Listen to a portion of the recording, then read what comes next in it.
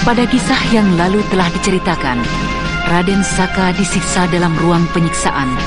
Sementara itu Yukendit dan Melur terlibat adu mulut masing-masing mencari kebenaran dirinya. Hal ini membuat Kijiro membentaknya, lalu memandang murka kepada Melur.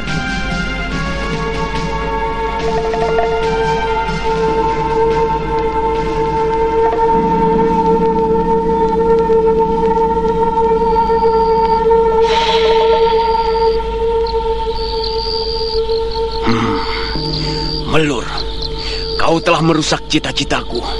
Kau harus pergi dari sini, atau nyawamu yang harus kulenyapkan. Kijiro, ada pepatah mengatakan, habis manis, sepah dibuang. Iya, akulah itu. Kau mau menang sendiri. Mati pun aku di sini akan puas. Tapi kau harus ingat, setelah kematianku, kau juga akan menemui kematian di tangan istri mudamu itu. Yukendit akan merencanakan pembunuhan terhadapmu dengan racun berbisa. Ingat-ingat ini. Nah, sekarang ayo kita adu tanding kesaktian. Melur, kau benar-benar kurang ajar. Tidak tahu diri. Setelah kau kuangkat dari kemiskinan, sekarang malah melangkahiku. Baiklah. Nah, jangan salahkan aku kalau aku bertindak kasar di depanmu. Dari dulu kau telah berlaku kasar. Nah, kau jaga ini Kijiro. Hebat juga ilmu andalanmu, Melur. Tapi sayang, semua jurus-jurus yang kau miliki, semuanya dapat kau ketahui. Mari kita main-main sebentar. Hitung-hitung latihan tikus kecil. Hit! Kau menghinaku. Aku tidak takut, Kijiro. Ku tahan dengan tongkat besiku. Hai! Hop! Awas ini! Kau menggunakan ilmu gelombang hitam. Baiklah, akan ku tandingi dengan tingkatan lainnya.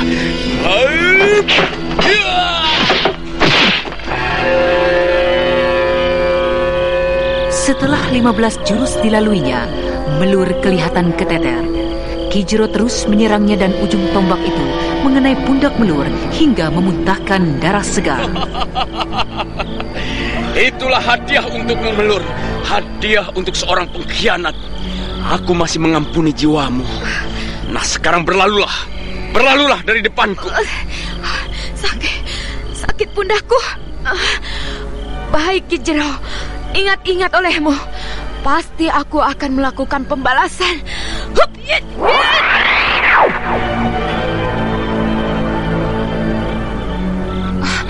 Kakang, kenapa dibiarkan pergi? Di tengah perjalanan, Melur pasti akan terjungkal, tidak tahan merasakan sakitnya.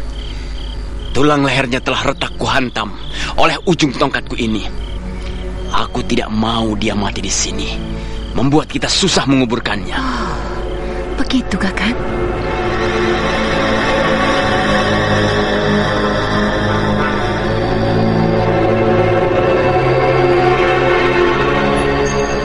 Melur dengan kesakitan meninggalkan perguruan Jalak di kaki Gunung Semeru itu. Sementara malam terus merayap hingga pagi menjemputnya. Di pagi itu Kijiro menerima utusan dari pusat perguruan Segoro Ireng.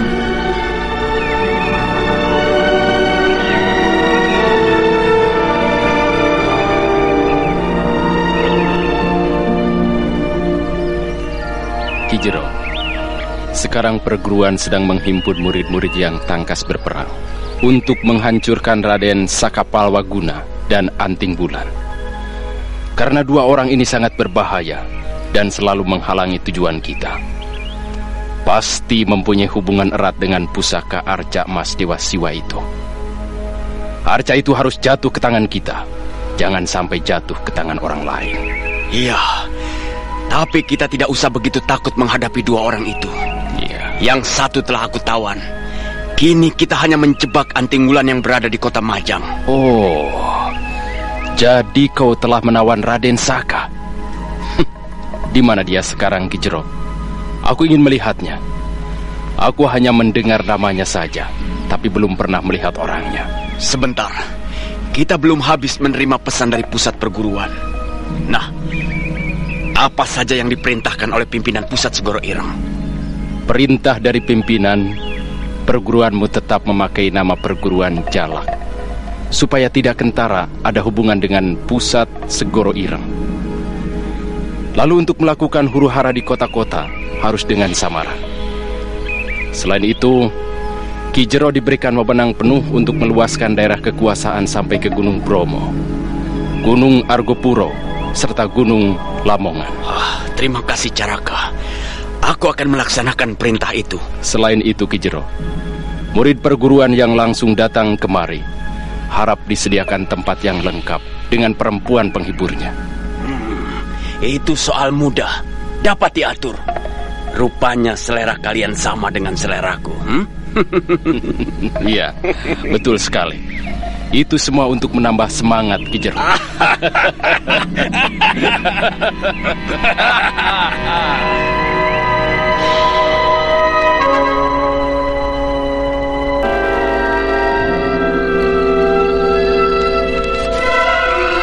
Yuk Kendit, semua tamu-tamu kita telah tidur. Malam ini kita melakukan kerja, mengumpulkan beberapa wanita muda untuk tamu-tamu terhormat dari perguruan Segoro Ireng. Kalau ke kota raja tidak mungkin, Kakang. Penjagaan ketat sekali. Tidak mungkin kita bisa menerobos prajurit-prajurit kota. Lagi pula, kalau sampai kita bentrok dengan prajurit-prajurit itu, kekuatan kita akan susut. Lalu kemana kita harus mencari perempuan-perempuan penghibur itu? Aku punya usul. Apa tidak sebaiknya kita tarik dulu perempuan-perempuan yang ada di rumah-rumah penginapan itu, Kakang? Tidak mungkin, Yuk Kendit. Pemilik-pemilik rumah penginapan sudah membelinya dari kita. Kenapa Kakang menjadi bingung? Uang kita banyak. Ganti saja dengan uang, atau kita ancam kalau tidak mau. Jangan Kendit, jangan. Kita sedang membina hubungan kerja dengan mereka. Pemilik-pemilik rumah penginapan itu sedang kita garap untuk menyusun kekuatan perguruan Segoro Ireng. Kalau terjadi salah paham dengan kita, ini namanya menyelam di laut mencari jarum. Lalu bagaimana rencana Kakang yang terbaik? Bukankah di sebelah barat kota raja ada sebuah desa yang belum kita datangi? Di sana banyak gadis-gadisnya. Menurut beberapa orang anak buahku. Desa Kawi maksudmu, Kakang? Iya, desa Kawi. Jangan, Kakang. Mungkin murid-murid Kakang salah melihatnya. Di sana desa miskin. Gadis-gadisnya memang banyak, tapi lusuh semua. Perkampungan itu kumuh. Banyak penyakit di sana, Kakang. Lebih baik kita mencari perempuan yang sudah agak maju. Pasti mereka pandai bersolek. Iya. Bukankah laki-laki senang dengan perempuan yang kelihatan cantik? Benar kata-katamu. Lantas kemana kita carinya? Kita ke desa Pegiang. Pegiang? Ya, di sana pernah kulihat gadisnya cantik-cantik. Bagaimana, Kakang? Baiklah, usulmu kuterima.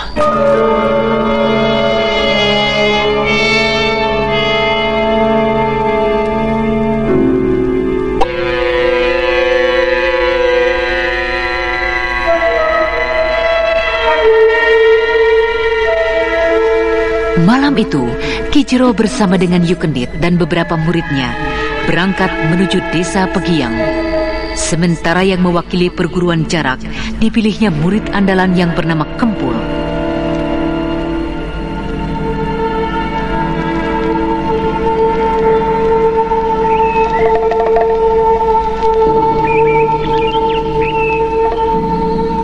Ayo sahabat-sahabat, silahkan sarapan pagi dengan urap kelapa serta lauk pauk, gorengan hati, rempela dari ayam hutan. Ayo silakan, jangan malu-malu. Waduh, terima kasih. Hidangan yang istimewa. Kalau di Segoro Ireng dilarang untuk makan mewah seperti ini. Kami di sana hanya makan nasi dengan kangkung rebus serta sambal saja. Namanya juga perguruan, kan untuk menggembleng murid-muridnya supaya ampuh dan bersih, hidup prihatin. Nah, sedangkan di sini lain, cabang perguruan yang tata caranya berbeda. Nah, sahabat-sahabat yang lain, ayo silakan, jangan malu-malu. Ayo, sikat saja yang ada. Iya, Kang Mas. Terima kasih, Kang Mas. Baik, Kang Mas.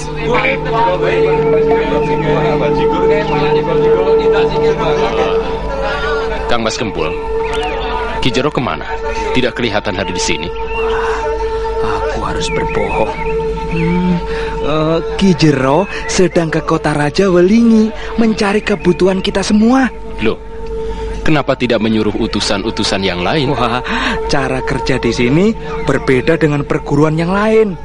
Karena Ki Jero dan istrinya mempunyai kuku yang kuat di kota Raja Welingi ini, apa saja yang mereka minta kepada pemilik rumah makan, penginapan, dan toko-toko besar pasti dipenuhi. Maklumlah, ditakuti sebagian penduduk kota.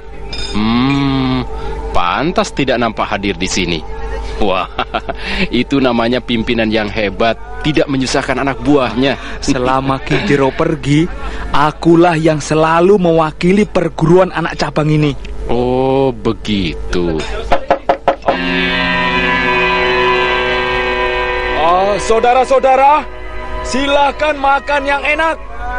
Aku tinggal sebentar ya. Mungkin ada tamu penting yang datang kemari. Iya, Kang Mas. Iya, Kang Mas Kempul. Terima kasih, Kang Mas.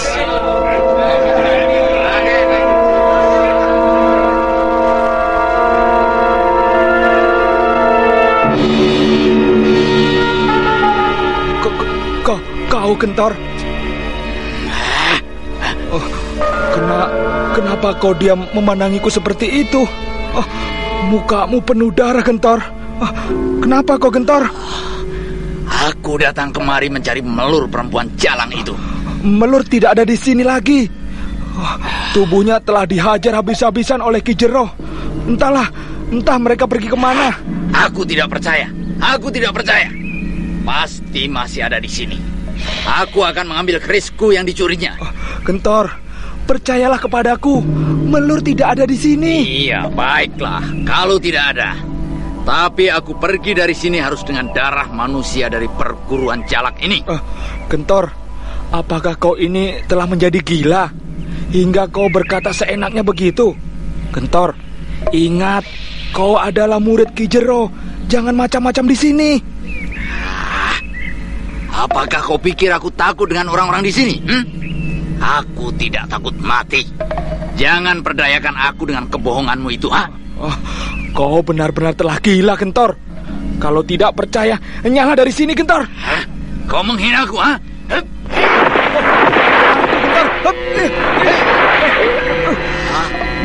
Kau dapat menghindari pukulanku, Tapi dengan ini kau tidak akan dapat mengimbanginya. Gila, kenapa tiba-tiba Gentor menjadi hebat? Jurus-jurus yang dimiliki, gerakannya aneh. Aku kewalahan menghadapi manusia gila ini. Manusia mempunyai nyawa rangkap. Kenapa kau memandangi aku seperti itu, Apakah kau mulai gentar terhadapku, Kempul? Suruh semua orang yang ada di sini mengeroyokku. Ayo, suruhlah mereka. Nah, mereka mulai berdatangan ke sini. Ayo. Jangan sombong. Aku sendiri mampu merobohkanmu, Gentor. Nah, ini jaga seranganku. Tahan seranganmu.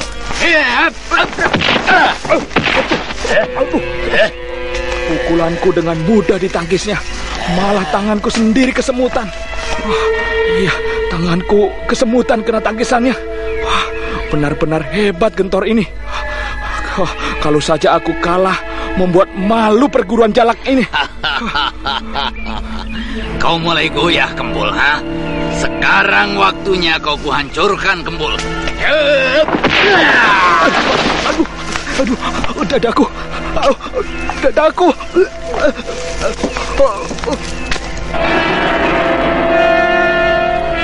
Kempul yang terperangah karena kehebatan Gentor tiba-tiba terjungkal disambar oleh pukulan yang telak menghantam dadanya.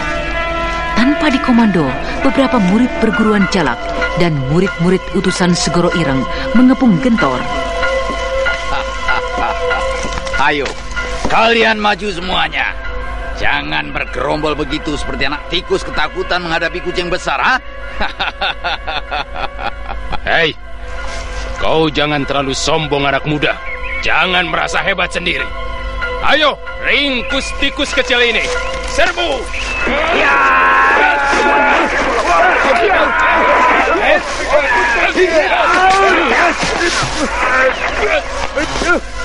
Orang lebih mengeroyokku. Oh, aku harus keluar dari kepungan ini.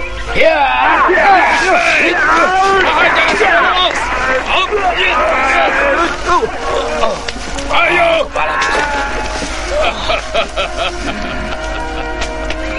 Dengan kepungan gelombang hitam, kau tidak akan mampu, Gentor. Sebentar lagi kau akan menghadap malaikat. Tahan, jangan dibunuh. Orang semacam dia amat berbahaya kalau dibiarkan hidup. Ya, memang seharusnya dia dilenyapkan. Tapi Ki Jero harus tahu dulu. Hei, bawa tawanan ini ke ruang penyiksaan. Siap melaksanakan tugas.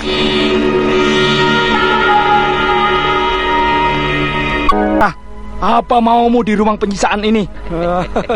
Lucu ya, lucu. Apanya yang lucu?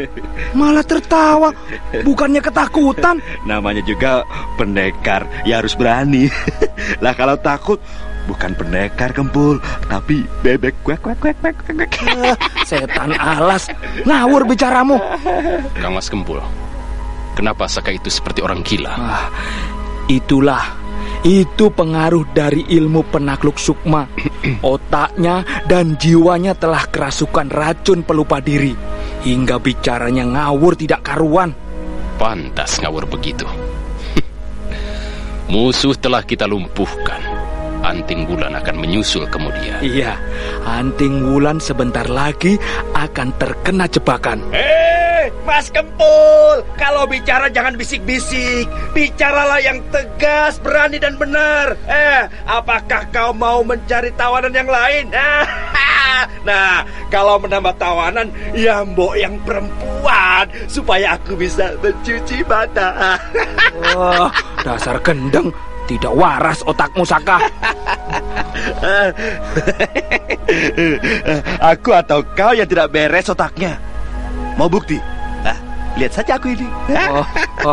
Maksudmu apa, Saka? Kalau kau waras tidak gila, kenapa aku diikat begini seperti mainan anak kecil? Jadi yang edan, gendeng, kau sendiri kan? Kang Mas Kempul, jangan diladeni dengan hawa nafsu.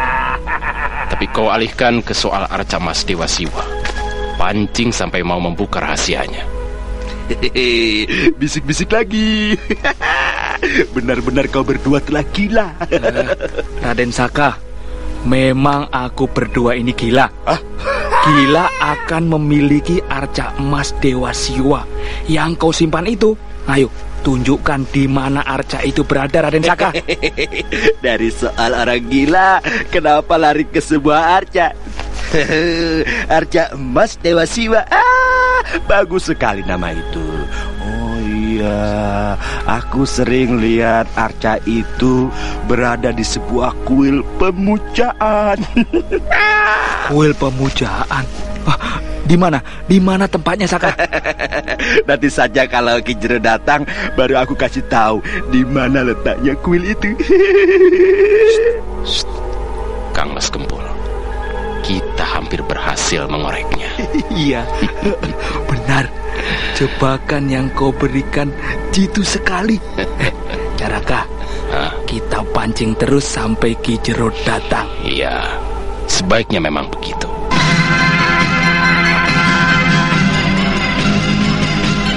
Apakah yang dikatakan oleh Raden Saka Palwaguna itu benar? Lalu di kuil manakah yang dimaksud?